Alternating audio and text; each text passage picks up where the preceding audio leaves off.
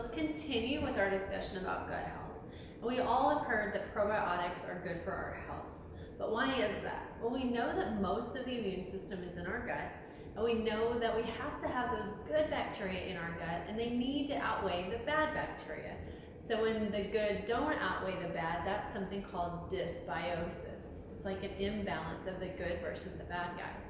So when we have an imbalance, we start to see more sickness, we see more depression, more anxiety, definitely more mental illness. We start to see more digestion issues, more bloating, things that we've talked about already. But what do? So one thing is to take a good probiotic. And I'm not talking about one that you get from Walmart or Target or CVS. I'm talking about a good professional grade. So you don't want one that has to be kept alive by being in the refrigerator, because what's going to happen if it touches your mouth, and that's way warmer than the temperature in your fridge, it can't withstand that body temperature. We know it's not going to get to the gut, so you might as well not even take it. So good professional grade, at least 5 strains.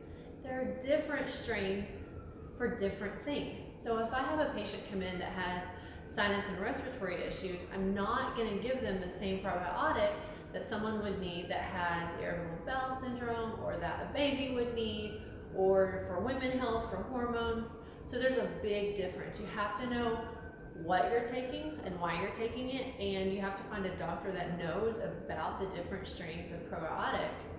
Another thing to feed those good guys in the gut is something called fermented foods. So we can think of that as like sauerkraut, kimchi, pickles even, so that apple cider vinegar, kombucha tea. So the fermentation process provides those good guys to feed the probiotics in our gut, which is called more of a prebiotic, the food for the probiotics. So hope this helps shine a little light on the good versus the bad versus what feeds it.